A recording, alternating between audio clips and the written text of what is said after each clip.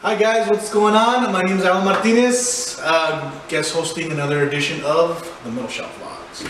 And with me, we have a very special guest. We have Mr. John Lopez of Blessed Be Man, and say hi to Mr. Blessed Be Man. And also, not only is he, regular guest, but he's also it's kind of a special occasion. He was the very first guest of the Metal Shop Vlog. So I mean. He's also the first returning first guest of the Metal Shop Vlog. It's just it's a lot of title, but yeah, we're happy to have you, and we're happy to have you talk about your music and all that stuff. I know the first time you did like one Metal Shop Vlog, but it was like an acoustic thing or whatever. Right. And but it didn't really it was awesome because you're an amazing musician, obviously. But I guess. When you put everything together, it has like all your electrical stuff, like behind your electric guitar and your pedals and the projector. It's kind of like it's a show, So I mean, now we're gonna actually get a chance to be able to witness that. Let's go ahead and start. I'm a huge fan. I'm like fangirling. I was like all nervous and stuff. I still kind of. But how did you get started, man? Like, were you always a part of a band, or like, were you always like a one-man band, or were you part of a band beforehand, or like, how did that come about? Or well, actually, I've been part of the El Paso music scene for a long time, since I was a teenager. And back then I would play in bands. I started out, my roots in music are really death metal, grindcore. Hardcore, that's my roots in music. Yeah. So, being in in high school, I played in all these garage bands where we play shows out in backyards. They get raided by the cops. You just take off running. Right. So that's my roots in me playing music, starting to play music. I would play guitar, and some of them I would sing, just a bunch of yelling, growling. Just having a good time. But my dad, he was in a trio. Oh. When he was a youngster out in Mexico, so there was always a guitar at home. So it was a classical guitar, and so I would pick it up and just strum. So it kind of started from there. Okay. And I would strum these chord progressions or these little riffs, and I would try to piece them together. And in my head, I'd be like, okay, I think this chord progression sounds cool with this riff. Right. But I never heard it together. Okay. And it wasn't until maybe like 2005 that I was introduced to the loop station. Oh. And that's when my life changed. Oh yeah, of course. Yeah, like you kind of started like Frankensteining, like, I remember this riff that I used to have, and then like, what if it does this, and you kind of overlap them, and you're like, it kind of seems like you've like stored them. And you're like, I'll just put this on the shelf. Yeah. And then once you started this, you're like, oh yeah, I remember this one. Yeah, dust it off and put it in there. Yeah, some of them sounded pretty cool. Some of them were like, oh, okay, no. So cool. And when I discovered that loop station, I was playing in a band called 40 Cry. So I was in a band, and that's when I started doing this solo project.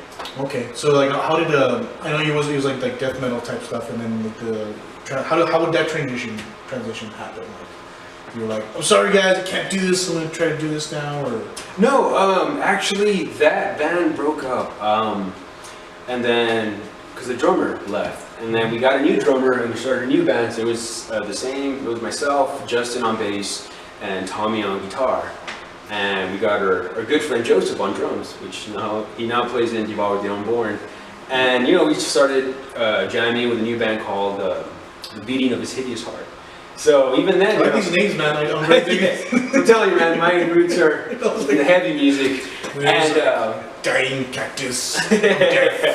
Actually, one of my first bands, it was called The Corpse Harvest. Really? I was just kidding, but that makes sense. Yeah. So, but even then, I was still writing, and it wasn't Blessed Be Man yet. It was just kind of ideas. Right. That we were just seeing those. All right, so we already talked about bands you've been in before, music history, like your dad was in trios and stuff. That's awesome, But now we've already established that you're a solo artist, you're a one-man band. How does that compare to being an actual band with members and other people? and then just being by yourself, like what's like the pros and the cons, and like how do you think that kind of plays into the whole music that you play? Yeah. Well, it's been a long time since I played in a band. I can't remember the last time I did. I mean, I did a few years ago for one of my friends. We did a Misfits cover band for his wedding. But we learned the songs individually. We met up one day. We practiced all night, and then we played the next night. But it's like cramming for an exam, basically. Yeah. It's like, so when I first started this project, it was hard to find people, I guess, that were into it, because it's different. The fact that it's instrumental. When I first started, it was just guitar. Right. No percussion, no drums, nothing, just guitar bass and a whole bunch of pedals. So it was hard to find people that were into it. And I mean, some of the pros and cons, is that, well, pros being solo, you can do pretty much what you want. When you want, what you want.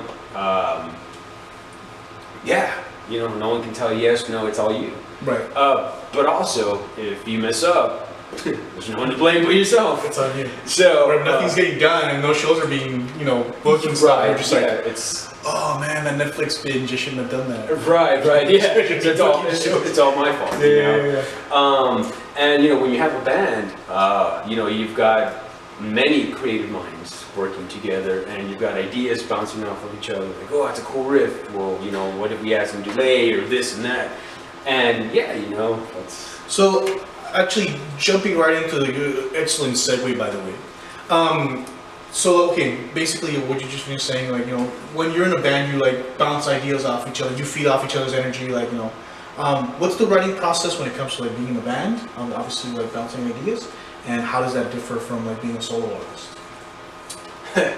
Well, there's no feedback from someone else if I have an idea. Right. I might ask people, hey, what do you think of this? They may be musicians, they may not. Right. So that's a big difference. And again, just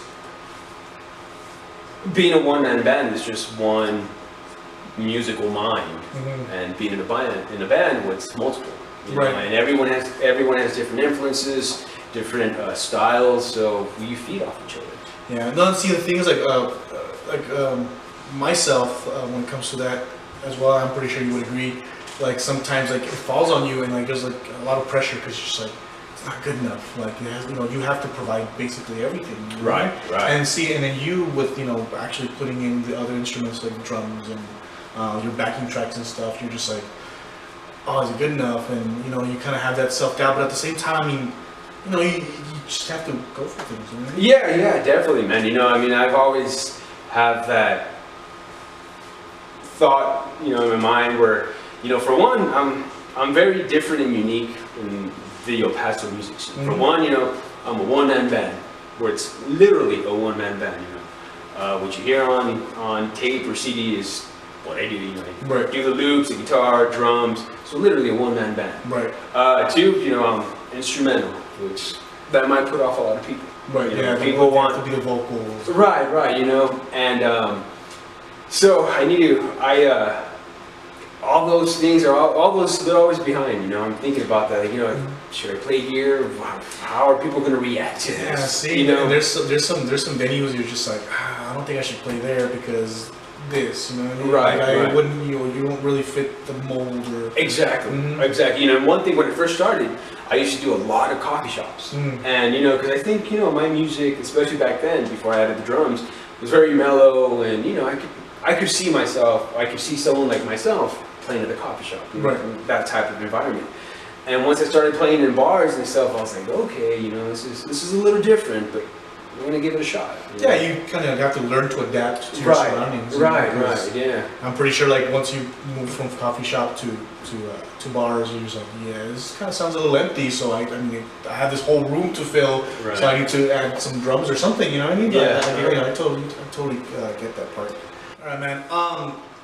I wanted to know this, and I'm not sure if you've explained it to me before. So we hang out a lot. I don't know if you know this. But like, Blessed Be Man. What's the significance of it? I mean, does it have like some sort of religious background? Like, I mean, just in 3 random words you just kind of, you know, fell upon? Like, why Blessed Be Man? You know, yeah. When I decided to pursue this solo project and actually, you know, get serious about it, I was like, you know, I need a name, and I went with Blessed Be Man, and I knew it was going to be kind of risky, I guess, because for one, you know, it sounds very religious, you know, and you're going to have those people that might be attracted because it's religious, or you're going to have people that they want nothing to do with it because it sounds religious. Yeah. And, you know, the significance behind it has nothing to do with religion. And actually, you know, if you know me, you know, I'm actually very anti-religion. Oh, okay. You know that. Yeah. But, you know, it's why I chose that, because it kind of goes hand in hand, because the fact that we're these living beings that we're able to think and communicate and do all these things is a blessing. You know, not so much a blessing as, you know, in a religious context, but it's just it's just a blessing, man. And that all of us as mankind, you know, that you and I are here right now. That, you know, Joe and Judah are giving us this opportunity, this whole city, this nation, this world. It's kind of mind blowing, man. And it's a blessing. Yeah, once you put everything into like a perspective. Right. Yeah, it's more of a, I guess, a universal type thing. So yeah, you know, and my one goal that I want to do with this project, this band, was, you know, I don't want to be famous. I don't want to be rich. I don't want to be part of this cool kid scene. I don't want to, you know, I'm not in it for the fame. Right.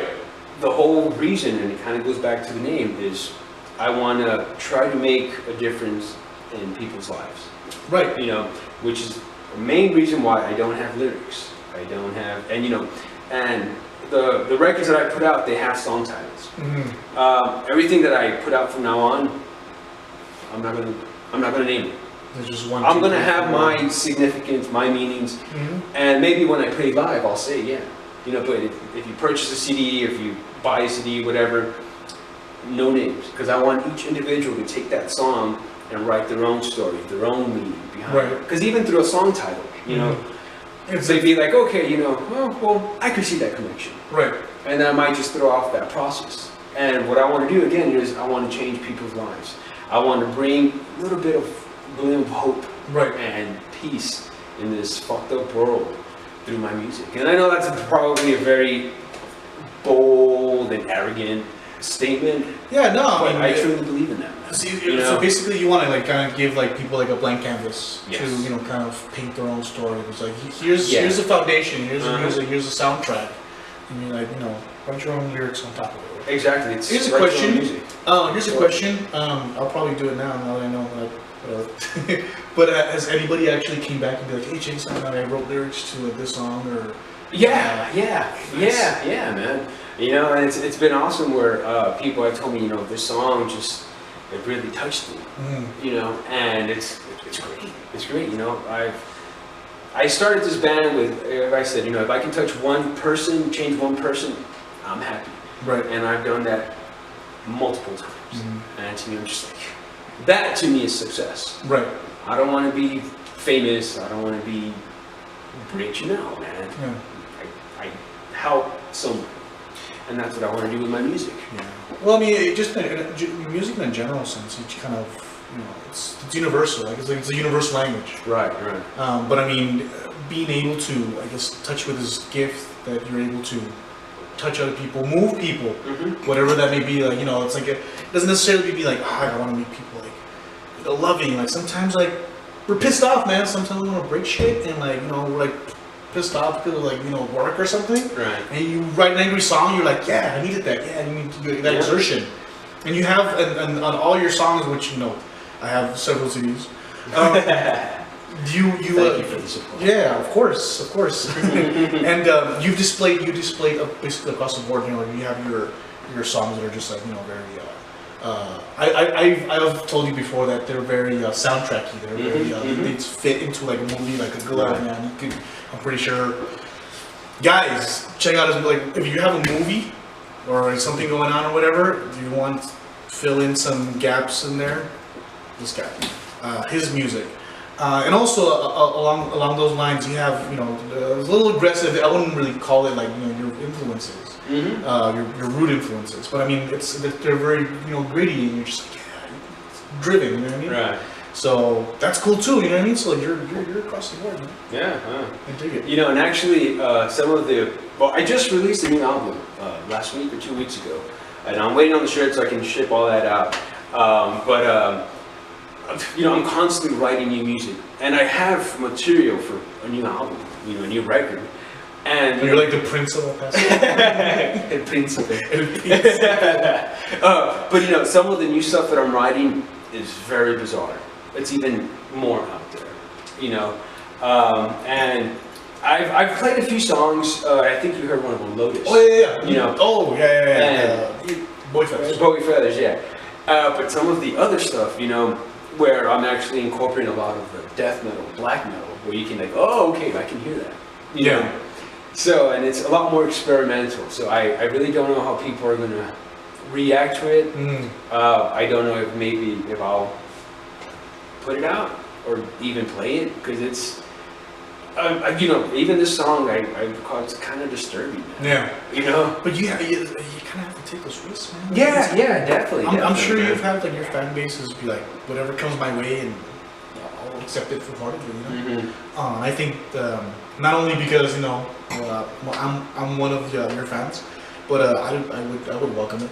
You know what I mean? Man. Really? I welcome Lotus. Lotus was, you used the screwdriver again, which by the way, just real quick, how did that come about? Like, I mean, I guess when it comes to like your musical influences, how did like your incorporation of like screwdriver, and you had other stuff that you use? Yeah, you know, I use a lot of odd things, you know, items. But the screwdriver, I wish I could say that was an original idea, but there's this band that literally changed my life, and they're called Godspeedy Black Emperor. And they're a band from Canada, and they first started, you know, instrumental, very post-rock. But these dudes, they have guitars, French horn, violin, piano, drums, bass. There's like a rock and roll, classical rock and roll band, and it's just beautiful music.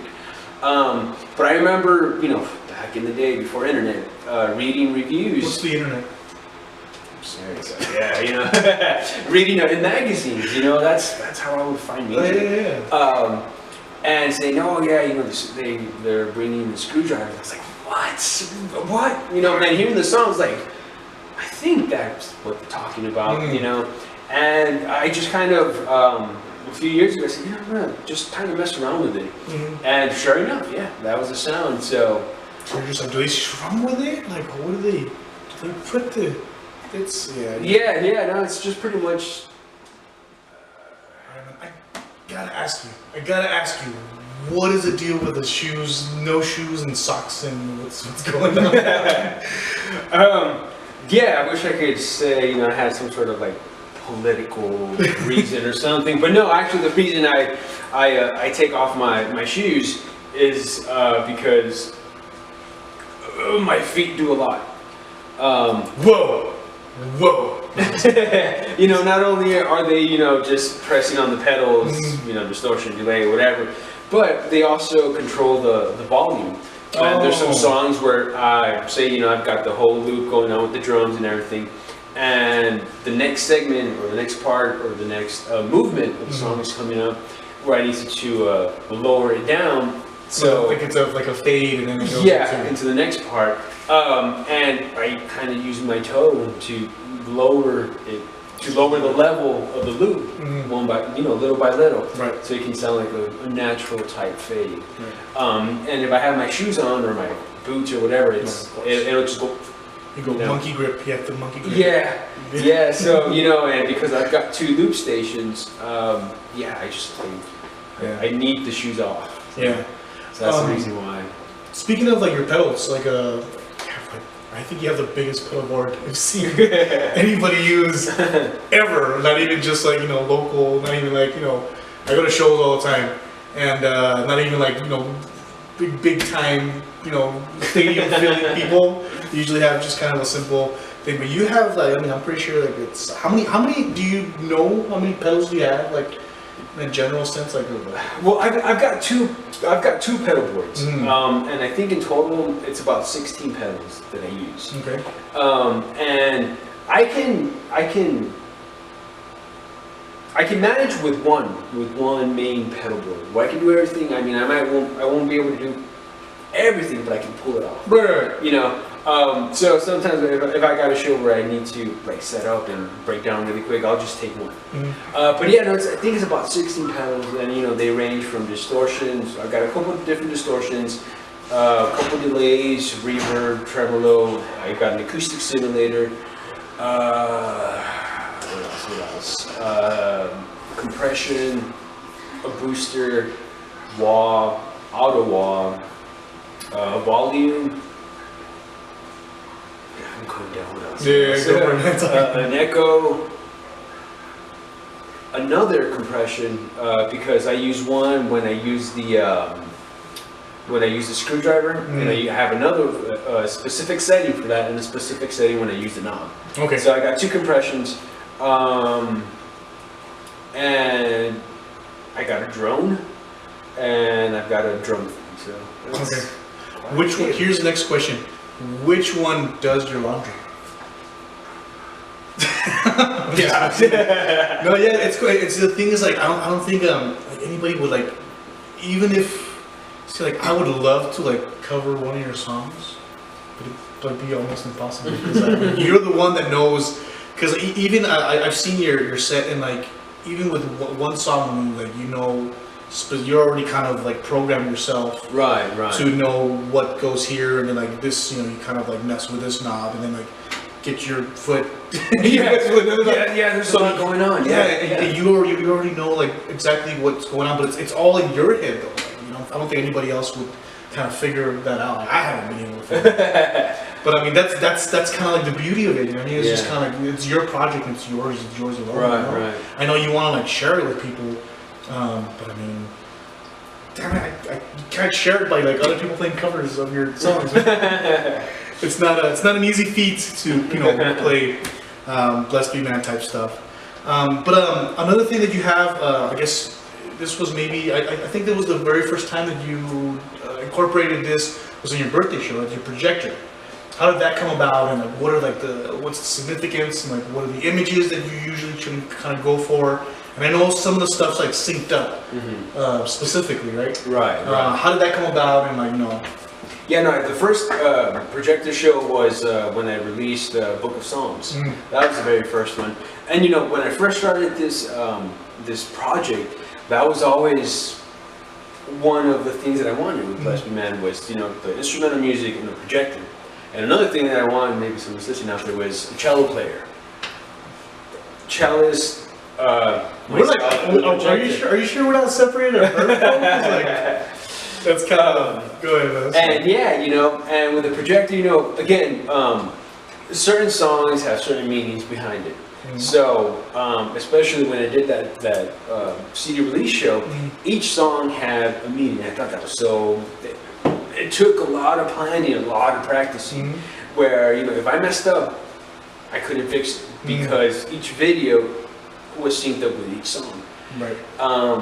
And that's the only show that I've done where each song is synced up with a image or with a video. Right. But pretty much the meaning behind it is, again, going back to life in this world, is that, there's a lot of negativity in this world. Especially now, man, all this shit that's going on. Especially now, it's scary. We need all this shit to like help us through, like, no, I mean, all this shit's going on. And going back to what I said earlier, is maybe just shining a little glimmer of hope with beautiful images. Nature, I'm a nature freak. I love being out in nature. Nice. We're all one in nature, really, and that makes a big chunk of my images is nature. Right. And of course, certain songs are going to have a certain message that I'm trying to to convey out there. Mhm. And you know, some of them are going to be negative. You know, where I do have a segment for one of my songs where it's just all this negativity, you know, bad, bad, bad, you know, all this war and hatred and prejudice and racism, not only here in this nation, but everywhere Oh yeah, of course. in the world. But I'm going to make it a point to follow it by something beautiful. Even if the song might be, like you were saying, aggressive, grittier, but I'm going to show that hope Yeah. through the images. Yeah. So like you're basically just like just starting a fire. You're just like letting it rage, but then like you just kind of ice it over, come over and be like, it's over. Fire's over, and like let's just embrace what's left. And Right. Yeah. Where would you think like when it comes to like I guess like you've been in tons of shows, acoustic, regular, or with your whole set and stuff. What would be like your favorite show? Where do you think like would be like a show that you like really thought you fit in? You're like, yeah, this music I'm good, or you think that kind of like do you just kind of random? Like how do you feel when it comes to like fitting in the Paso music scene, or what artist do you think you would be like hand in hand, or just whatever, man. Like, what do you think? Many years ago, I played a show with Triumph Over Shipwreck, and I felt at home. Mm-hmm. I think because coming from that musical background, but again, the music that I play is very different. It's very unique, so I'm really willing to play with anyone. Mm-hmm. I play with hip hop artists. I played with metal, punk, acoustic, rock and roll. I've played with it all, and I mean, where would I fit? Actually, I don't think I would fit anywhere, really. That's good, and that's not a bad thing. I think I would fit with everyone, also. Exactly. What's the response like when it comes to like, let's just say like a hip hop response? Like was it a good response, or was it a lot of varied? Some of the people that came up to you saying like, hey, like that's not really my thing, but the fact that it's one person making it sound like a full band, that's awesome. Mm-hmm. Or I'll have people that be like, oh man, that music was beautiful, awesome, and it's one person. So, I've been lucky, I guess, where I haven't had someone spit at me and say, oh man, you suck, dude, what the hell are you doing, I would, if I was there, I'd spit right back and I'd be like, you shut your mouth! You don't talk to Johnny like that. Defend you. But it's cool. Like, it's good that you get this feedback, and it gets, I'm pretty sure like from show to show, like it varies. Oh yeah, definitely. So I mean, it varies like the type of people that like come up to you. Yeah, and it's definitely more within the rock and roll crowd, where I guess I would say I would fit in more, because I guess they could hear those influences, they can relate to.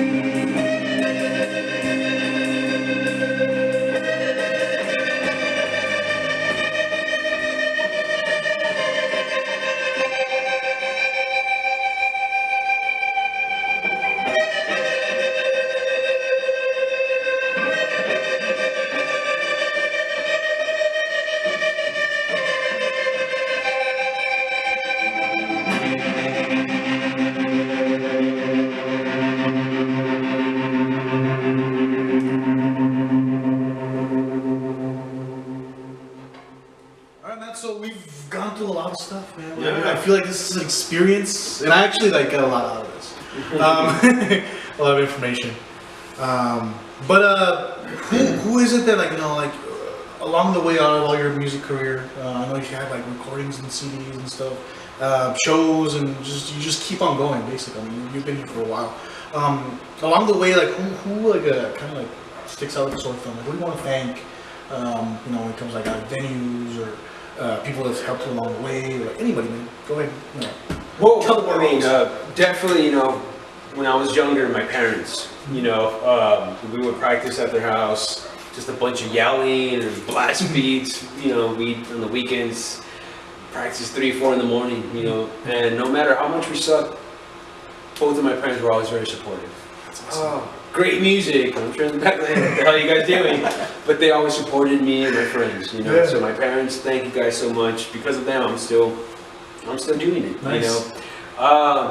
Joe and Judy, they've been big supporters of me and my music. I was the first guest of the vlogs. That's awesome. How'd that come about?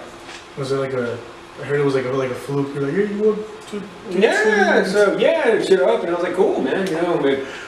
It worked out, man. And it worked out because like it became like the epicenter of what we now is the metal shop. Yeah, it's a beautiful thing, Thank man. this guy. So Joe, Judy, thank you guys so much. That not only what you've done for me, but for all of El Paso and the El Paso music scene. It's awesome.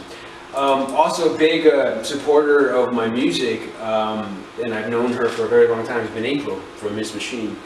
She's helped me out back when I first started. I guess she liked what she heard, and she would hook me up with shows back then. Now she's doing her promotion company and booking, and thank you so much. And everyone, Malin, thank you so much for the kind words.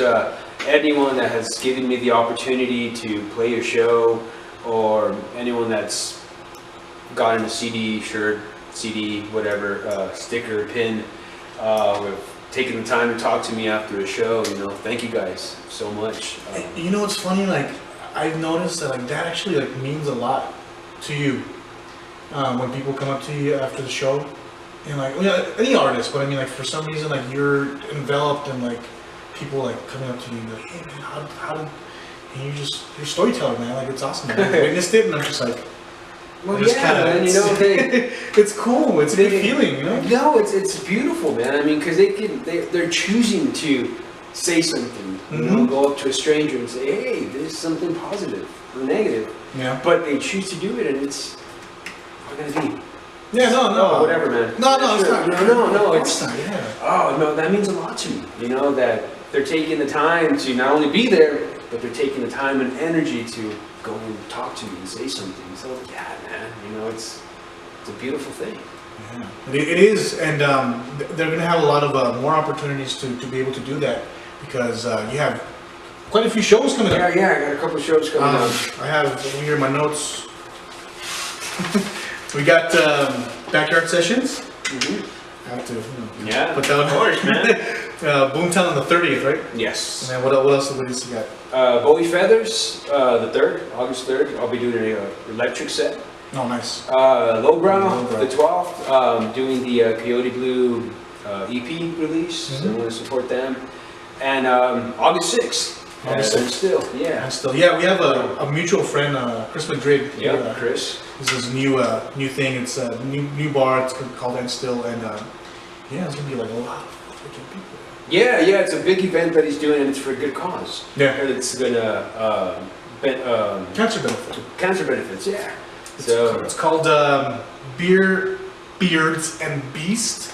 You're gonna have all sorts of stuff. Now you're gonna have live music inside. They're gonna have what is it? I guess strongman competition. Yeah. All sorts of crazy stuff, and still, it's going to be at 2270 Joe Battle, and it's going to be August 6th. It's not this Saturday, it's next Saturday. So go ahead, make sure you guys head out there next Saturday. Support a good cause, cancer research.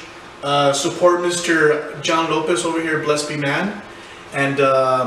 Thank you for being here, man. I really learned a lot. It's my pleasure. Thank you guys for having me. I'm the probably #1 fangirl. I'm just after this, I'm gonna be like, oh my god, we'll like just break down and cry. Just have the opportunity. Yeah, I love you, man. And I love you, man. It's cool. We're like brothers. We're like it's all love here. So we thank you for another edition of Metal Shop Vlogs, and Thank you guys. see you next time.